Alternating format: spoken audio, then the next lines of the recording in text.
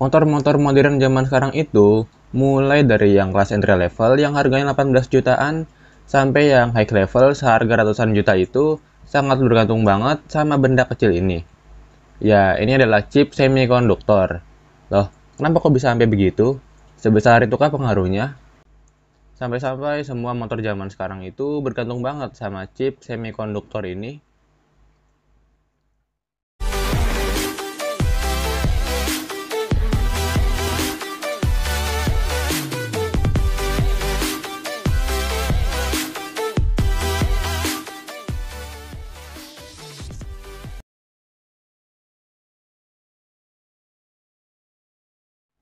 Sebenarnya, motor produksi massal dari seluruh dunia itu mulai pakai chip semikonduktor ini sejak awal tahun 70-an. Dan kalau kita beralih ke dunia balap, yang teknologinya sudah lebih maju dibanding motor produksi massal, chip semikonduktor ini sudah dipakai dalam dunia balap prototipe duluan sejak tahun 60-an. Karena thyristor atau silicon control rectifier yang terbuat dari silikon semikonduktor ini mulai dikenalkan pada tahun 56 dan menjadi komponen utama pada sistem pengapian elektronik atau CDI saat itu. Bahkan pada CDI di motor kalian. Tapi kalau silikon semikonduktor yang disematkan di motor kalian mah ukurannya udah berbeda dan lebih kecil karena udah agak modern. Oke, balik lagi ke dunia motor produksi massal. Yang pertama kali ngenalin sistem pengapian elektronik atau CDI ke umum lewat motor produksi massal itu bukan Honda, Yamaha, atau Suzuki. Tapi yang pertama kali ngenalin adalah Kawasaki. Kawasaki memperkenalkan motor CDI pertamanya ini pada tahun 1970 yang bernama Kawasaki H1 Mark III. Dan yang namanya buatan manusia, apalagi ini adalah inovasi baru di motor produksi massal, jadinya pasti gak langsung sempurna. Dan pabrikan geng hijau tadi pun perlu merevisi CDI dari motor ini hingga beberapa kali. Hingga akhirnya pada tahun 1973, Kawasaki telah berhasil menyempurnakan CDI dari motor ini. Dan pada tahun yang sama juga pabrikan motor-motor Morini dari Italia juga sukses membuat motor dengan CDI menggunakan mesin V-twin. Tapi, pengapian CDI baru booming dan terkenal di pasaran itu pada tahun 78. Ketika trio pabrikan otomotif raksasa Jepang, yaitu Honda, Yamaha, dan Suzuki menyematkan sistem pengapian elektronik atau CDI pada line-up motor terbarunya.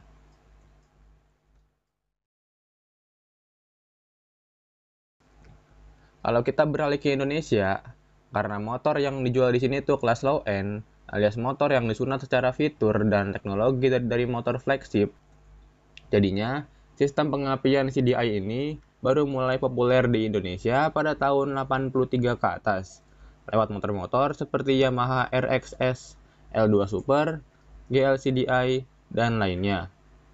Dan karena teknologi motor di Indonesia ketinggalan dari luar negeri, jadinya di saat kita baru merasakan nikmatnya motor dengan pengapian CDI yang minim perawatan, di belahan negeri lain justru mereka sedang merasakan nikmatnya mengendarai motor dengan sistem pengapian yang lebih canggih lagi, yaitu injeksi dengan sistem pengapiannya menggunakan Electronic Control Unit atau ECU.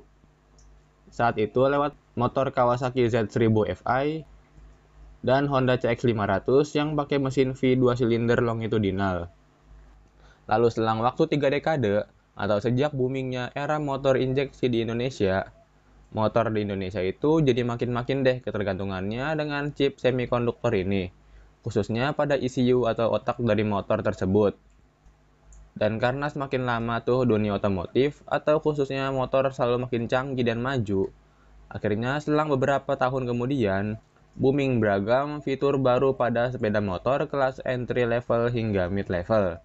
Contohnya ada rem dengan sistem ABS atau anti-lock brake system. Lalu ada speedometer digital, headlamp LED, dan beragam fitur lainnya yang kontrolernya itu menggunakan chip semikonduktor. Jadinya makin ketergantungan aja deh motor zaman sekarang dengan chip yang satu ini. Apalagi motor hybrid kayak Honda PCX Hybrid dan Yamaha Fazio yang menggunakan mesin semi listrik. Jadinya makin banyak aja deh sensor atau chip yang harus dipakai pada motor tersebut. Dan you know lah ya, apalagi motor zaman sekarang yang masuk kelas entry level atau motor kelas rendah yang harganya 18 jutaan aja fiturnya udah sabrek. Contohnya aja kayak Honda Beat yang laris banget di pasaran. Dia harganya itu 18 jutaan, tapi pakai chip semikonduktornya itu seabrek-abrek. Mulai dari buat ECU-nya, buat controller speedometer digitalnya, sampai ke headlamp LED-nya juga butuh chip ini. Lah coba itu, kalau motor kelas rendah zaman sekarang aja fiturnya udah seabrek-abrek dan makin banyak chip semikonduktor ini, bagaimana dengan yang kelas agak tinggian dikit coba? Apalagi kelas 150-an cc dari Yamaha yang fitur secara kelistrikan dan kecanggihannya itu bahkan bisa dibilang setara Moge. Kayak misalkan keyless itu butuh chip semikonduktor, sensor ABS butuh, speedometer full digital perlu chip ini, headlamp LED juga perlu chip ini. Itu aja udah banyak banget. Belum lagi fitur lainnya kayak traction control, quick shifter, fitur connect ke HP, variable valve, dan belum lagi ECU-nya. Tapi di saat krisis seperti ini, justru motor kelas rakyat atau kelas rendah kayak trio entry level Honda, yaitu Beat, Scoopy, dan Genio, serta Yamaha Gear yang akan paling kena dampak negatif dari krisis chip ini. Kenapa bisa gitu?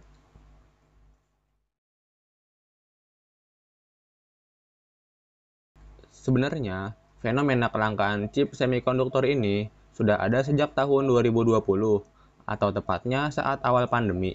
Dan dalam dunia otomotif itu, yang pertama kali ngerasain adalah pabrikan mobil, kayak Ford, Toyota, dan bahkan Honda mobil sekalipun, yang dikenal dengan nama fenomena Chipagedon. Dan untuk mengatasi hal ini, pabrikan mobil saat itu melakukan beberapa trik yang berguna untuk mengurangi kerugian karena krisis chip ini. Yang pertama, mereka itu mengalihkan stok chip yang ada ke produk yang lebih premium. Kenapa harus ke produk premium? Karena profit atau keuntungannya jika menjual produk premium itu sangat besar atau terbesar dibandingkan produk lainnya yang kelasnya itu entry level atau mid level. Dan kalian tahu sendirilah ya, harga produk premium itu seperti apa mahalnya. Dan konsumennya juga bukan kaum yang mendang-mending. Trik yang kedua, biar gak banyak membuang waktu karena krisis ini, pabrikan mobil tetap menjalankan produksi mobilnya seperti biasa. Tapi untuk part atau komponen yang memerlukan chip ini, pemasangannya ditunda atau di-skip dulu. Lalu setelah mobil jadi, mobilnya ditaruh di gudang. Dan setelah ketersediaan chip mulai memadai, maka barulah mobil-mobil di gudang tadi dibawa kembali ke line produksi untuk dipasang komponen yang memerlukan chip tadi. Dan setelah itu, baru deh dikirim ke dealer.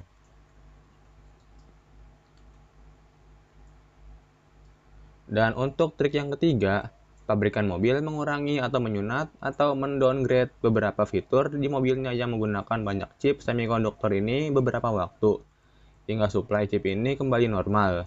Jadinya, produk downgrade ini sifatnya hanya sementara saja di produksinya. Karena pabrikan mobil udah ngerasain duluan dan punya trik sukses kayak tadi yang triknya udah nyebar kemana-mana, harusnya pabrikan sepeda motor sih bisa lah ya ikutin triknya. Dan kalau pabrikan sepeda motor sampai ikutan pakai trik yang dilakukan pabrikan mobil tadi, kalian jangan heran ya kalau motor sekelas Honda Beat, Scoopy, Genio, Yamaha Mio Gear, dan kawan-kawannya itu bakal rebutan di dealer. Karena kata Direktur Marketing Honda, produk yang terdampak dari krisis ini adalah produk-produk yang entry level saja. Jadinya, kalau kalian pengen beli motor Honda yang kelas 150 sampai 250 cc ke atas, harusnya antang-antang aja ya. Dan kenapa sih yang bikin pernyataan resmi soal krisis chip ini cuma Honda doang? Kan Yamaha dagangannya juga laris tuh. Terus Kawasaki dan Suzuki juga kan produksi kendaraan. Kok kelihatannya biasa aja sih? Nggak sampai ketar-ketir kayak Honda. Oke, jadi gini ya. Kalau untuk Yamaha, zaman sekarang itu Yamaha terkenal lewat maxi series mereka, yaitu kayak Lexi, NMAX, dan Aerox yang masuknya ke kategori premium. karena dari segi fitur juga paling banyak dan canggih di kelasnya. Dan untuk kelas entry levelnya kayak Mio series mah kalian tahu sendiri lah ya nasibnya kayak apa. Jadinya Yamaha harusnya nggak terlalu pusing nanggepin hal ini. Dan kalau untuk Kawasaki, kalian tahu sendirilah ya, dia cuma produksi motor 250 cc ke atas doang. Kelas 150 cc-nya cuma diisi KLX. Dan kategorinya juga premium semua. Dan karena produk mereka premium semua, jadinya yang beli juga pasti sedikit. Dan akhirnya nggak pusing mikirin ginian. Kalau untuk Suzuki, jangan diharapin lah ya. Lah wong sekarang aja Suzuki Indonesia udah kayak sedang di ujung tanduk nasibnya. Karena dagangan yang nggak laku di Indonesia.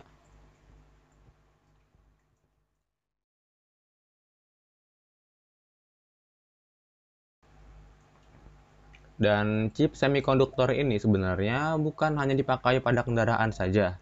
Tapi di dunia elektronik juga pakai chip jenis ini. Dan udah kena duluan krisisnya sejak tahun 2020. Contohnya aja kayak di dunia PC, fotografi, dan videografi. Dan pada tahun 2021, smartphone juga ikutan kena dampak krisis ini. Sebenarnya, chip yang dipakai pada kendaraan itu modelnya yang versi lawas. Bukan pakai yang versi baru kayak di dunia PC dan elektronik lain. Kecuali kendaraan yang ada fitur adaptive cruise control dan sejenisnya. Seperti yang sudah saya bilang, kalau di dunia otomotif itu kan sebagian besar pakai chipnya yang versi lawas. Yang profit atau keuntungannya itu sedikit buat produsen semikonduktornya dibanding chip yang versi terbaru. Jadinya, jika dipaksa melakukan efisiensi, produsen semikonduktor ini akhirnya mengorbankan atau ngebelakangkan produksi chip jadul ini. Ditambah lagi, produsen dari dunia otomotif itu gaya belanjanya kayak bos. Pengennya beli sekarang, bayar sekarang, dan langsung kirim sekarang. Beda banget sama produsen dari dunia elektronik yang udah mesen dari jauh-jauh hari, dan udah bayar DP juga dari jauh-jauh hari. Dan karena gaya belanja dari produsen otomotif yang kayak tadi, jadinya produsen semikonduktor juga kayak males-malesan gitu ngelayanin pesanan dari produsen otomotif. Dan krisis ini diprediksi berakhir pada akhir tahun 2022. Butuh 2 tahun untuk recovery sejak awal krisis, yaitu tahun 2020. Dan mimpi buruknya, Cina sebagai supplier atau produsen chip semikonduktor dunia itu sedang kembali melakukan lockdown karena kasus COVID lagi dan lagi. Nah loh, nanti takutnya makin lama lagi krisisnya deh.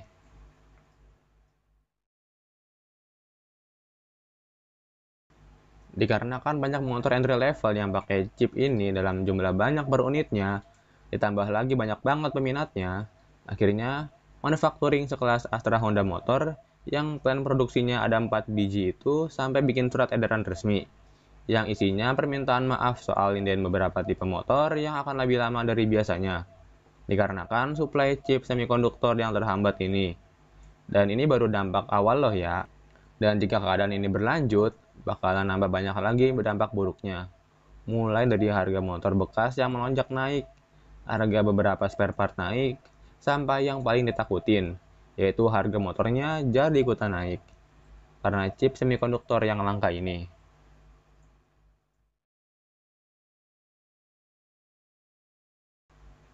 Dan solusinya apa sih buat pabrikan otomotif yang sedang dilanda krisis ini? Setiap pabrikan mah pasti lah ya punya caranya masing-masing. Tapi kalau mau niru trik yang dilakukan oleh pabrikan mobil justru bagus, karena tinggal ngikutin doang. Nggak perlu mikir segala. Dan karena permintaan sepeda motor yang sabrak-abrak di Indonesia, ditambah lagi sekarang itu mulai masuk era kendaraan listrik yang memakai lebih banyak chip ini, jadinya Indonesia harusnya punya plan produksi chip semikonduktor ini secara mandiri, yang nantinya juga bakalan buka banyak lapangan kerja baru buat warga Indonesia. Tapi ya biaya bangunnya bakalan mahal dan sulit sekali. Dan bagi kalian yang udah terlanjur inden atau ada niatan mau inden motor, ya inden aja sih. Karena terlambatannya paling cuma nambah 1 bulan, nggak sampai akhir tahun. Kalau saran saya sih buat kalian yang bener-bener sayang sama motor dan telaten ngerawat motor, mendingan ambil second berkualitas aja. Atau kalau misalkan duitnya cuma ada buat DP motor baru doang, pakai dulu aja yang ada motornya. Jadi, segini dulu pembahasan kita kali ini. Terima kasih sudah selalu nonton dan support channel ini hingga saat ini. Sampai berjumpa di video selanjutnya.